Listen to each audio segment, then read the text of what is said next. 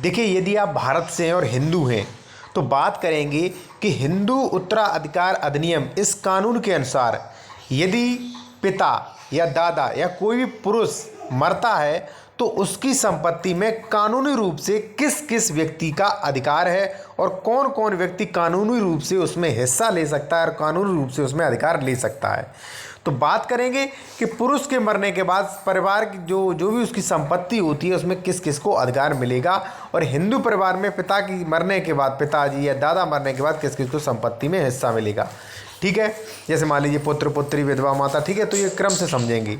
इससे पहले मैं आपको बता दूं, यदि आपका प्रॉपर्टी से संबंधित कोई भी प्रश्न है, आप ज़मीन खरीदने जाते हैं, कौन कौन से डॉक्यूमेंट्स चाहिए, कैसे खरीदें, या मान लीजिए कोई भी आप सलाह लेना चाहते हैं तो फ़ोन पर सलाह ले सकते हैं। नंबर जो है, कॉन्टैक्ट नंबर जो है वीडियो की डिस्क्रिप्शन में दिया गया है, तो वहाँ से आप कॉन्टैक्ट कर सकते हैं। आते हैं अपने टॉपिक पर कि हिंदू उत्तराधिकार में किस किस का संपत्ति में अधिकार है। क्या बेटियों का संपत्ति में अधिकार है, क्या बेटी की बेटियों का संपत्ति में अधिकार। तो चलिए जानते हैं। देखिए, सबसे पहले मैं आपको बता दूं कि हिंदू उत्तराधिकार में दो प्रकार के उत्तराधिकारी हैं, प्रथम उत्तराधिकारी और द्वितीय वर्ग उत्तराधिकारी। प्रथम वर्ग उत्तराधिकारी वे होते हैं जो सबसे पहले उन्हें संपत्ति मिलेगी। यदि प्रथम वर्ग के उत्तराधिकारी नहीं है, कोई भी जीवित नहीं है, तो दूसरे वर्ग के उत्तराधिकारियों को संपत्ति जाती है। चलिए जानते हैं प्रथम वर्ग के उत्तराधिकारी कौन कौन से हैं। ठीक है, तो देखिए यहाँ से आप देख सकते हैं, यहाँ पे सबसे पहले ये सभी जो हैं, ये सभी प्रथम वर्ग के उत्तराधिकारी हैं। यदि कोई भी पुरुष मरता है तो इन सब को संपत्ति में हिस्सा मिलेगा। चलिए जानते हैं कौन कौन है। ठीक है, तो सबसे पहले पुत्र या पुत्री, ठीक है, पुत्र या पुत्री और विधवा पत्नी, ठीक है, या माता, इन सबको हिस्सा जो है कंपलसरी मिलता है हिंदू उत्तराधिकार अधिनियम के अनुसार। ठीक है, अब बात ये आती है भाई, यदि मान लीजिए कोई पुत्र मर गया है तो पुत्र, मरे हुए पुत्र का जो पुत्र जीवित है उसे हिस्सा मिलेगा। ठीक है भाई, जैसे मान लीजिए आपका कोई व्यक्ति है, उसका पहला पुत्र मर गया था, तो उस पहले पुत्र का जो पुत्र होगा उसको हिस्सा मिलेगा। ठीक है, यहाँ पे लिखा है कि पूर्व मृत पुत्र का पुत्र या पूर्व मृत पुत्र की पुत्री, ठीक है, उसे भी हिस्सा मिलेगा। और पूर्व मृत पुत्री का पुत्र, यहाँ पे देखिए संशोधन हो गया है, हिंदू उत्तराधिकार संशोधन अधिनियम 2005 हुआ है। यहाँ पे स्पष्ट ये भी कह दिया है, यहाँ पे आप देख सकते हैं कि पूर्व मृत पुत्री का पुत्र, पुत्री को तो हिस्सा मिलेगा, यहाँ पे स्पष्ट कह दिया। और यदि मान लीजिए पुत्री मर गई है तो पुत्र को भी हिस्सा मिलेगा, पूर्व मृत पुत्री की पुत्री को भी हिस्सा मिलेगा, पूर्व मृत पुत्र की विधवा को भी हिस्सा मिलेगा, और पूर्व मृत पुत्र का पुत्र, ठीक है, तो उसको भी हिस्सा मिलेगा। और यहाँ पे पूर्व मृत पुत्र के पुत्र की मृत पुत्र की पुत्री को भी हिस्सा मिलेगा। ठीक है, और पूर्व मृत पुत्र के पुत्र का मृत पुत्र की विधवा को भी मिलेगा।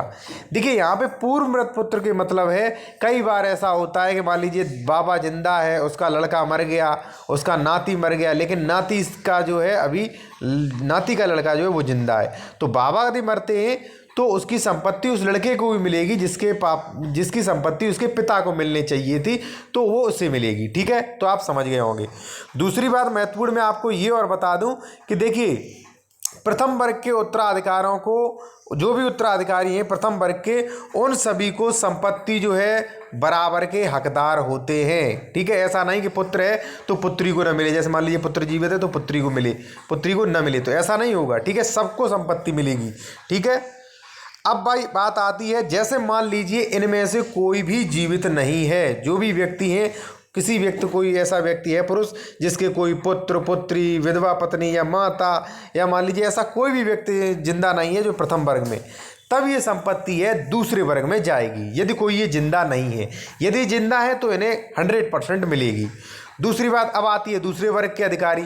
यदि मान लीजिए प्रथम वर्ग में कोई भी जीवित नहीं है, अभी जो भी बताया था वो जीवित नहीं है, तो जो है संपत्ति इस वर्ग को जाएगी। अब कैसे जाएगी वो आप देख लीजिए।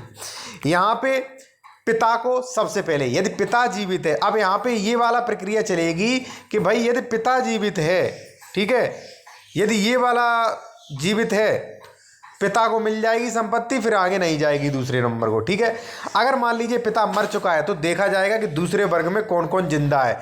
दूसरे वर्ग में आता है पुत्र की पुत्री का पुत्र, ठीक है, पुत्र की पुत्री का पुत्र, पुत्री की पुत्री, ठीक है, और भाई, और यहाँ पे बहन। ठीक है, अब देखिए इसके बाद थर्ड में आता है, अगर मान लीजिए दूसरे वर्ग वाले, ये दूसरे वर्ग के जो दूसरा पॉइंट है उसमें कोई जिंदा नहीं है तो तीसरे वर्ग को मिलेगा।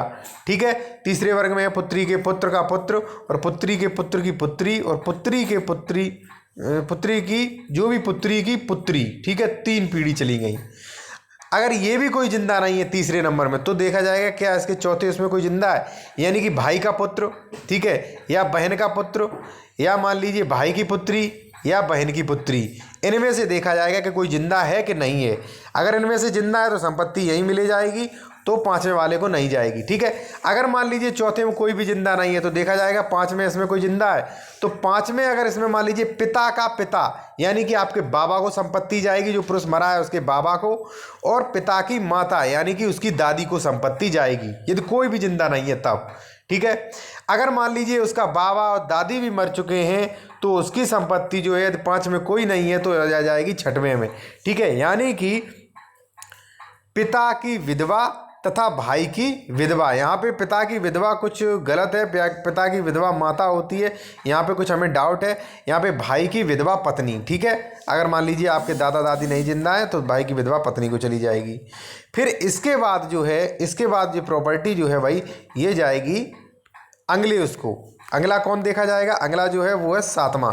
ठीक है, जैसे मान लीजिए 6वें तक कोई भी जीवित नहीं है, सब मर गए, तो 7वें देखा जाएगा, यानी कि पिता का भाई आपके चाचा या दाऊ, या पिता की बहन आपकी बुआ को संपत्ति चली जाएगी जो व्यक्ति मरा है। ठीक है, उसके बाद जो है ये संपत्ति अगर मान लीजिए 7वें नंबर का कोई भी उत्तराधिकारी नहीं जिंदा है तो यहाँ पे 8वें नंबर को देखा जाएगा, क्या 8वें नंबर जिंदा है, तो यहाँ पे माता का पिता यानी कि जो व्यक्ति मरा है उसके नाना को भी संपत्ति जा सकती है, यदि यहाँ तक कोई भी जीवित नहीं है, यदि यहाँ तक कोई भी जीवित नहीं है। ठीक है, तब देखा जाएगा माता का पिता यानी कि नाना और माता की माता दोनों को बराबर संपत्ति जाएगी यहाँ पे। ठीक है, अब देखिए मान लीजिए यहाँ पे 9वें वर्ग में भी कोई भी जिंदा नहीं है, कोई ऐसा व्यक्ति मरा है जिसका यहाँ तक कोई भी उत्तराधिकार नहीं मिला है जिंदा, तो ये संपत्ति आगे बढ़ेगी। आगे देखा जाएगा कि माता का भाई यानी कि आपका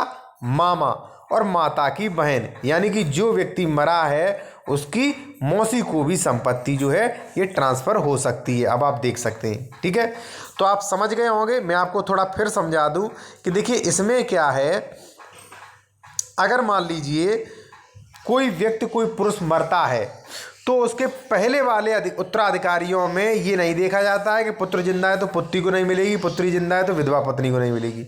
पहले वर्ग में जो भी उत्तराधिकारी हैं उन्हें समान रूप से बराबर उनका हक मिलेगा।